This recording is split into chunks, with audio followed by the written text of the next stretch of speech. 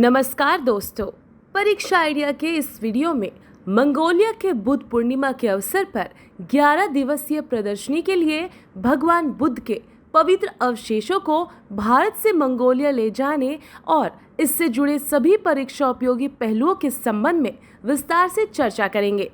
मंगोलियाई Buddha Purnima Mongolia के लोगों के प्रति एक विशेष भावना प्रदर्शित करते हुए भगवान बुद्ध के पवित्र अवशेषों को मंगोलियाई बुद्ध पूर्णिमा के अवसर पर भारत से मंगोलिया ले जाया जाएगा।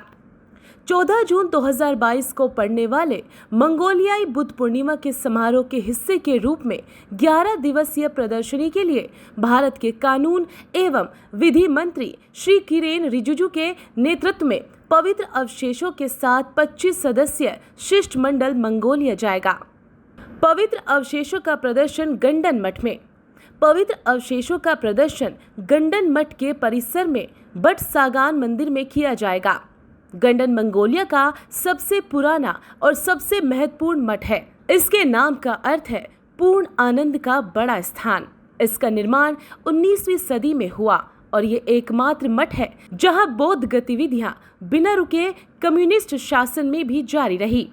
कपिल वस्तु अवशेष बुद्ध के पवित्र अवशेष वर्तमान में राष्ट्रीय संग्रहालय में रखे गए हैं, जिन्हें कपिल वस्तु अवशेष के नाम से जाना जाता है क्योंकि वे पहली बार बिहार में खोजे गए एक स्थल से हैं, जिसे कपिल वस्तु का प्राचीन शहर माना जाता है। भारतीय पुरातत्व सर्वेक्षण द्वारा वर्ष 1971 से 1977 तक चले खुदाई में भगवान बुद्ध से जुड़ी कुल 22 पवित्र अस्थियां मिली थी। अवशेषों को राजकीय अतिथि का दर्जा दिया जाएगा तथा उसी जलवायु नियंत्रण की स्थिति में रखा जाएगा जिसमें राष्ट्रीय संग्रहालय में वर्तमान में रखा जाता रहा है। भारतीय वायुसेना ने पवित्र अवशेषों को ले जाने के लिए एक विशेष हवाई जहाज C-17 ग्लोब मास्टर उपलब्ध कराया है। मंगोलिया में उपलब्ध भगवान बुद्ध के अवशेषों को भी भारत से आए अवशेषों के साथ प्रदर्शित किया जाएगा।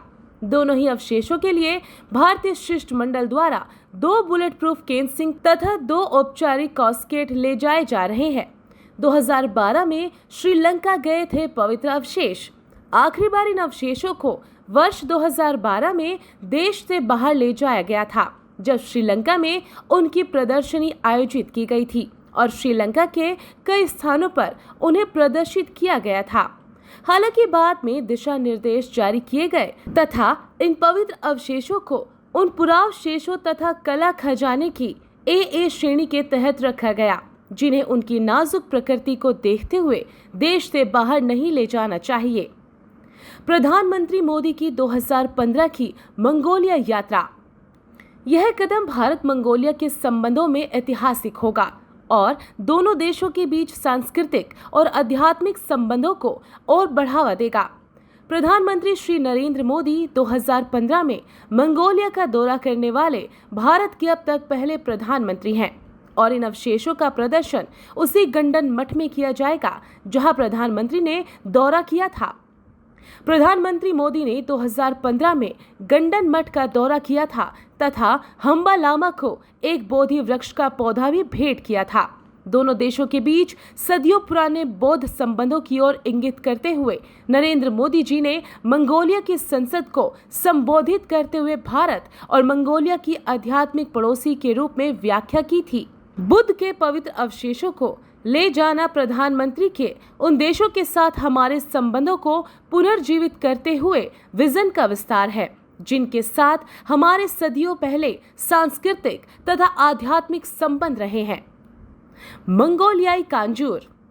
प्रधानमंत्री मोदी के दौरे के बाद भारत विभिन्न क्षेत्रों तथा सांस्कृतिक दायरों में मंगोलिया की सहायता करता रहा है। भारत ने मंगोलियाई कांजूर के 108 खंडों की 75 प्रतियां छापी हैं और उन्हें मंगोलिया सरकार तथा वहां के विभिन्न बौद्ध संस्थानों को सुपुर्द किया है। बौद्ध वैधानिक ग्रंथ मंगोलियाई कंजूर मंगोलिया में सर्वाधिक महत्वपूर्ण धर्म ग्रंथ माना जाता है। मंगोलियाई भाषा में कंजूर का अर्थ होता है संक्षिप्त आदेश, जो विशेष रूप से भगवान बुद्ध के शब्द होते हैं। कांजूर पांडुलिपियों के डिजिटलीकरण का काम भी तेजी से चल रहा है। भारत में विभिन्न मठों और संस्थानों में मंगोलिया के लगभग 500 भिक्षु अध्ययन कर रहे हैं, जिनके लिए भारत ने पिछले कुछ वर्षों में उनकी यात्रा तथा वीजा की सुविधा प्रदान की है। उम्मीद है आपको हमारा ये वीडियो पसंद आया होगा। अपने वैल्यूएबल सुझाव और फीडबैक कमेंट सेक्शन में देना ना भूलें। हमारा वीडियो लाइक, शेयर और सब्सक्राइब करें।